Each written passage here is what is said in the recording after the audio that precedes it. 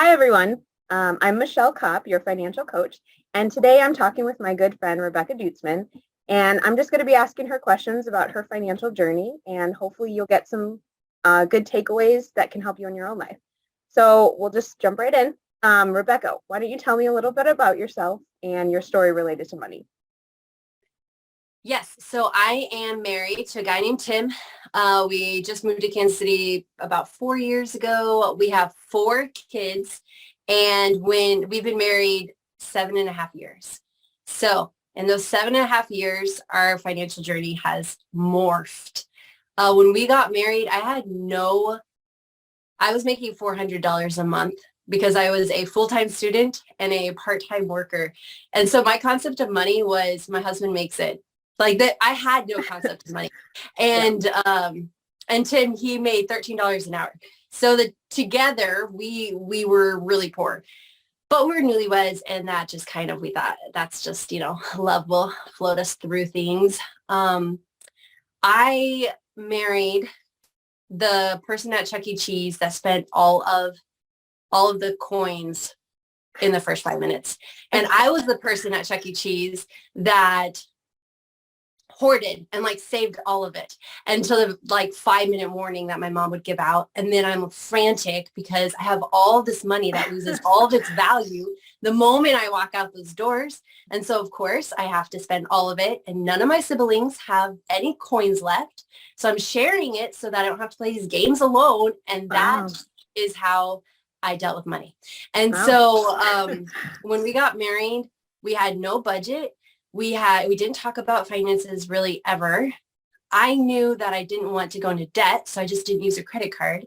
But I didn't realize my husband had a credit card and he was using it. And we just had no communication. I pretty much, because I'm a natural saver, only spent money at the grocery store. And so I would spend $100 a week on groceries for 2 people. And so our journey has morphed and changed and grown to the place where I can spend $100 to $150 on groceries to feed 6 people. Okay. And so that is so different than what I was doing in my 20s, my early 20s. Okay. Yeah. Wow. That's a very, very big gap. And I love your analogy. That was how relating it to money and how you were at Chuck E. Cheese. That's a good picture to have. Okay. So tell me, how did you get from, spending $200 on 2 people and using a credit card? Somebody's using a credit card, somebody's not, to get to where you are today. How did you begin that? Yeah. Well, for one, we had an argument. Okay. It was the tipping point, and it was the lawnmower. We had just bought our first home, and we all of a sudden had a yard, and we didn't have a lawnmower. And we went to the store to buy a lawnmower. And that was when I was faced with the reality of, we do not have enough money in the bank account to buy a lawnmower. Mm-hmm. And Tim's like, yeah, but we need one. So we're just going to use the credit card. And I was like, I didn't even know we had a credit card. So what do you mean? And that's when I realized, oh my goodness, we have a lot of debt. And I was like, what? So that is where it began. For me, the main motivator was, I wanted to be on the same page financially with my husband. I wanted to see eye to eye. And at that conversation revealed that we did not see eye to eye on what we thought were needs, how we went about meeting those needs. We didn't see eye to eye on debt. There was a caveat that he had of oh, sometimes we need debt in order to get something else. And I was like, we never need debt. That's a hole. And so we just did not see eye to eye. So that was the beginning of our journey. I went to a friend's house to help her one day. And on her bookshelf, she had a Dave Ramsey book. And I was very intrigued. And so I just picked it up. I was babysitting for her. And I was like, the baby's sleeping and I'm here. So I just started reading this book, and I just devoured it right there. And then when she got home, I was like, hey, can I take this home with me? And she was like, yeah, it's crazy. They think that you have to chop up credit cards and that's impossible. So you can just have the book. And I was like, I want this book. Like, I want this book. And Okay. so I took it home and I read it. Tim read it. And that was kind of the beginning where at that point he was like, his motivation of really tackling our debt problem was because he knew that even though he had habits and he had beliefs around debt that were different than mine, he could see into the future that our debt would just continue to grow if we continue to do what we were doing. And he didn't want that. He could see enough, into the future that he knew it would be bad. So we never took a Dave Ramsey course. We were too poor to do that. And there's probably help for that. But we did read the book and we immediately put into the practice some of his budgeting practice and all the little things in that book. And that was kind of the beginning. Okay, great. So Total Money Makeover, I'm assuming, is the book that you read. Yes. Probably. Yeah. I don't remember, but it was really, really good book. Okay, great. Okay, so you followed the baby steps. Now tell me, I always ask everybody that follows Dave Ramsey's plans, were you Dave-ish or were you full on like baby steps? That's what I live, eat and breathe, rice and beans, maybe not technically rice and beans every single day, but the concept of it. What do you say you were, or how was that journey for you on the baby steps? Yeah. Well, I really enjoyed cutting up our credit cards. Mm-hmm. I mean, that's like something he says in the book, and it was something that we actually did. And I'm like, finally, we don't have credit cards that I thought we did never have. So I was like, finally, that's one step that we're in this, the right direction. But yeah, the way that it kind of panned out in reality. So we actually made a budget, and that was a new thing for us. So sitting down and being like, okay, what are our actual expenditures? Like, what do we actually spend on our basic needs? What is that number? And then what are we spending now? And what can we shave off? And so we ended up being able to save about $400 to $500 a month. Okay, wow. But we were also, we had bought like a super cheap home that was unlivable. So we had to put some money into that. So we were only able to put into our debt about half of that each month because half of it had to go into repairs. Sure. But that was really, really nice. And then, yes, we lived simply. The biggest practical immediate changes was how I grocery budgeted, like how I went grocery shopping, I mean. Mm-hmm. And then for Tim, it was not eating out. So like I naturally didn't eat out because I was naturally a saver, and eating out was just like, is it worth it to like give you this $5? Like, I'm just going to eat it. Like, no, I'd rather not eat my money. And so, but Tim is all about that. He was gone. Like he would have breakfast at home, but then he would be gone lunch, sometimes dinner, 6 days a week. And so he was gone a long time, a lot of the days. And so he started packing his meals. But then, and I will say this is just true of budgeting. Like I was talking to him, like, what was your experience, trying to get out of debt, trying to remember kind of what it was like there at the beginning. And he said he didn't know how often he said yes to himself until there was a boundary and he had to say no. And at the beginning, he said, there was a boundary, and it was just that it was a boundary, and he would just still cross it. Like I would make him food, and then he'd get there and be hungry and be like, I'd rather just not eat this food. I'd rather just go and buy food. And then he would do that anyway. But then being faced with a budget and being faced with a boundary and a limitation forced him to be like, oh my goodness, I need to say no. And then he learned to say no, and that was really empowering. So yeah, we had kind of different immediate responses to putting these baby steps into process. Like I was super excited, really hopeful. And he was like, this is terrible. I'm really excited that we're going to get out of debt, but I didn't realize how out of control I was. Sure. And so that was kind of the beginnings. Okay, great. Yeah, it's a huge behavioral change when you start implementing a budget and there's boundaries, but they actually let you do more if you stay within those boundaries, just like everything else that has boundaries. So obviously you got out of debt.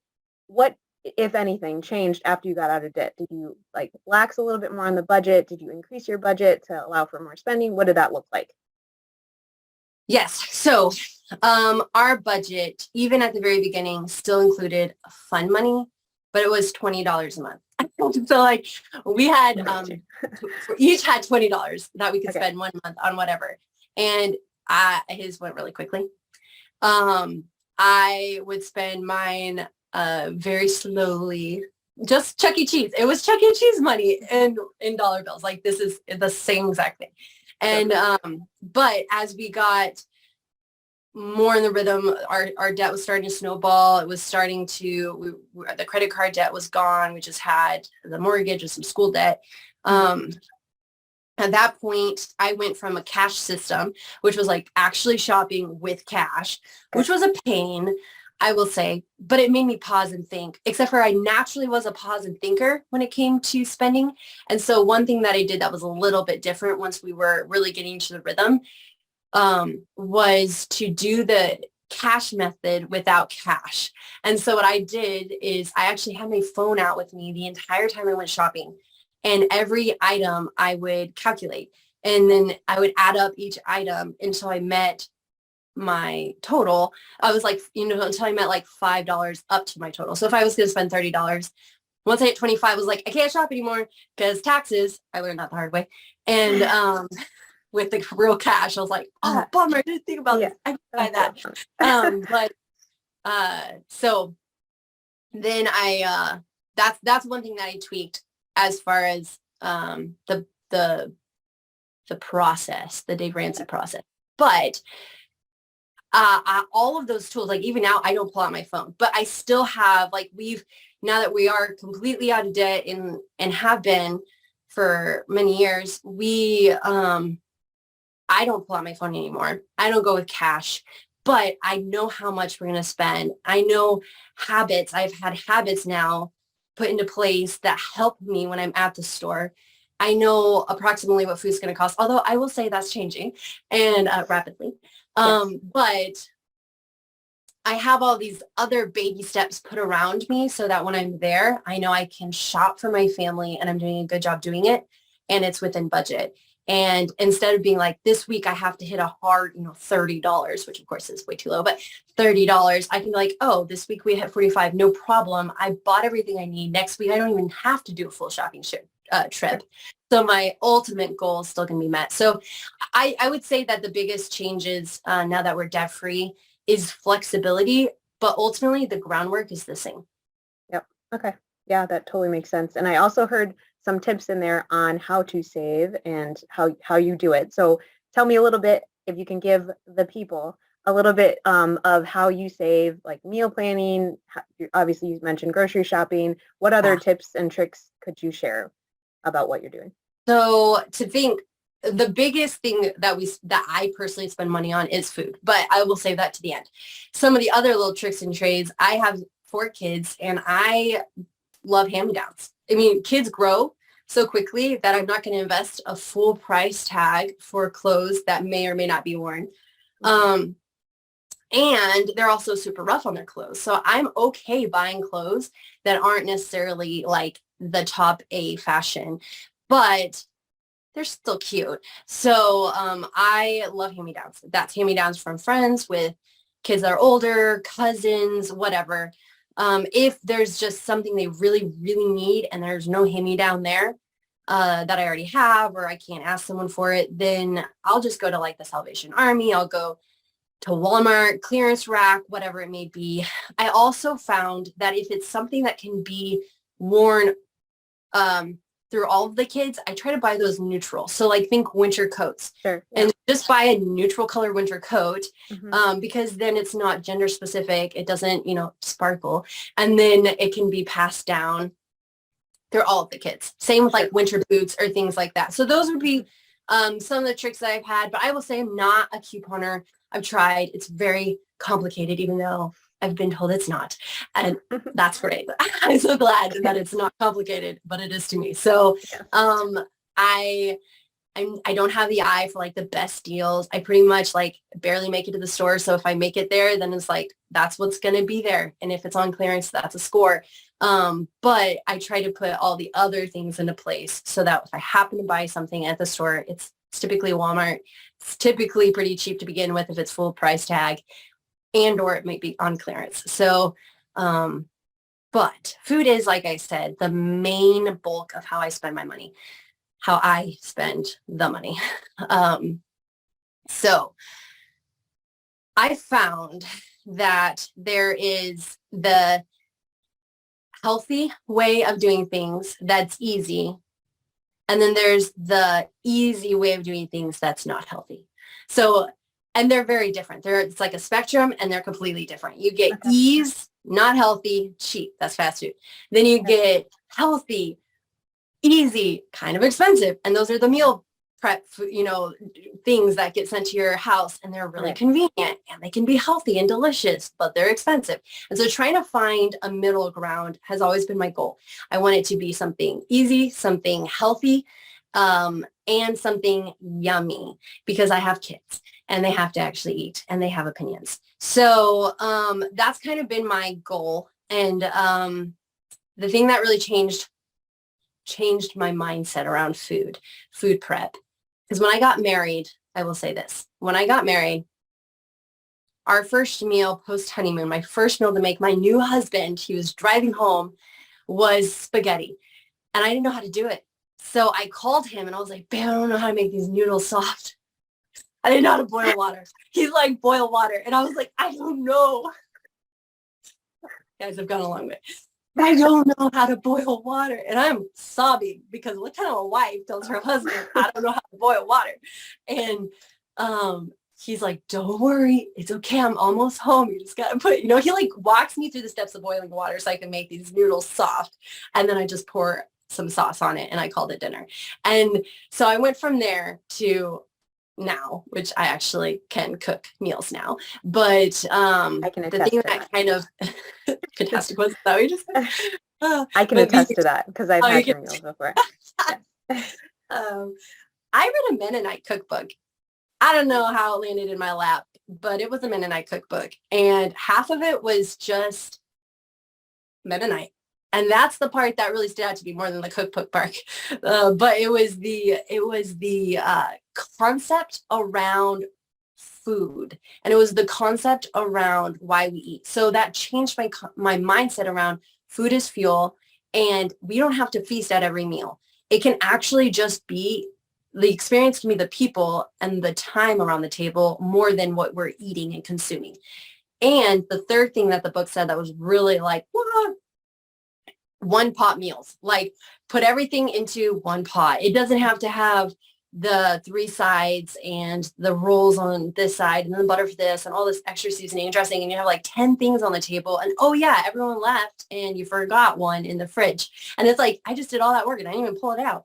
And so that was awesome. It both freed up time, it freed up money because there was less things to buy. And then it also helped me with meal planning, which I would say is the number one thing that has helped me as far as budgeting goes. So meal planning, what is it? It's the process of planning the meals that I'm going to eat. So like that is it, as simple as it can get. And the way that I do that is there are a few steps which I have written down.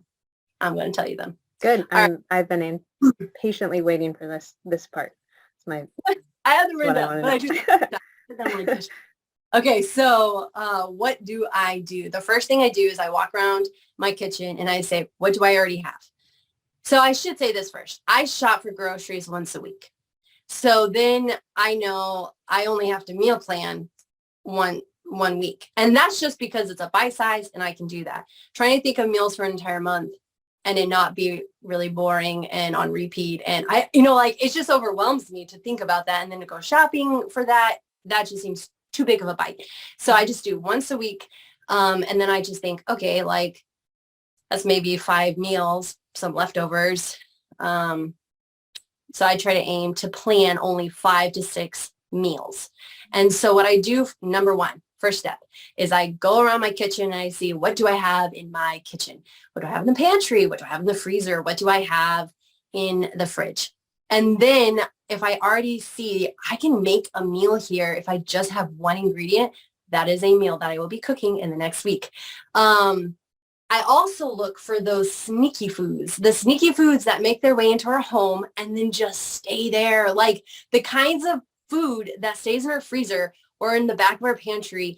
And like for me, it's spaghetti. I mean, it literally is. I don't know if it's just like trauma, but I don't know. If someone gives me noodles and they are going to be in my pantry, they just are. Like I could maybe use them, but if I get noodles in mass, like they're just gonna sit there. Like I don't know what to do with them. And so that is something where I finally like I look at them like, okay, this is an entire meal. Like I just need to eat it, and then I need to not buy it because it's reminding me I made a bad choice, or like, or I just need to give it away. If it's something I know for sure I will not eat, then I just bless it to someone else and then free up space and free my mind of that meal. So that's something I do is what do I already have? The second thing I do is what do we want to eat? So if I know, okay, well, I pretty much exhausted all of the things that we have here. What do we want to eat? And then it's just like kind of opens up my mind. Now, by opening up my mind to the possibilities of what we want to eat, that's still within the boundary of food that doesn't require me buying one-off ingredients. So if it requires a random ingredient that I'm probably never going to use again, I will probably never make that meal, because why spend money on something that's not going to be able to be used again? Mm-hmm. And if I've never made it before, it's probably not super quick because I'm going to be reading every single word on the recipe. Mm-hmm. So doesn't fit my goal of easy, yummy, and efficient. So not going to do it. Another thing is I personally have 3 cookbooks that I cook out of. It helps me. I know exactly where to go to. I'm not wasting time on Pinterest or Google trying to find some recipe. I just go straight to these cookbooks. I know exactly some of the meals that I like, some of the meals my family likes, some meals I've never made. Maybe I want to be a little more adventurous, but whatever it may be, I have 3 cookbooks and that's just what I do. But even if someone were to go to the internet for different inspirational ideas, that's totally fine, as long as it doesn't have one of those one-off ingredients. What else do I do? I make a list of all the missing ingredients. So I write on a sticky note or a note card the meals that I've just thought of. But I've learned I don't assign them to a day of the week, because then that day comes, I don't want to eat that meal. And then what do? I feel like I have to make this meal. Or I just say, I can't make this meal. I'll just make something else. And it wasn't a meal that I'd planned. And I just ruined my meal plan because I just used ingredients from a random meal. So what I do instead is I write them all down. And then every night or every day I go up and I'm like, out of this list of 5, which one sounds like what I want to eat tonight? And then I decide I'm going to make that one. And then I scratch it off. That means by the end of the week, it's usually like the one meal that I thought was a good idea to put on here. And I don't really feeling it, but I guess it's what we're eating, tonight. And so that's fine too. And then I go shopping and I stick to my list. That is huge. And that's actually really easy for me. Like, I just do that. My husband has learned to do that. But he has learned. Mm-hmm. So, yeah. Okay. Great. That was very detailed. I really appreciate that because I will be implementing some of that in my own. Meal planning is one of my least favorite things to do. So maybe I'll get more excited about it like you now that I have some tips and tricks to do. So thank you so much, Rebecca. I really appreciate your time. I hope this was helpful in many ways for the listeners out there. And that's all I got. And maybe you'll see another video from me interviewing somebody else that can give you some more tips. Thanks.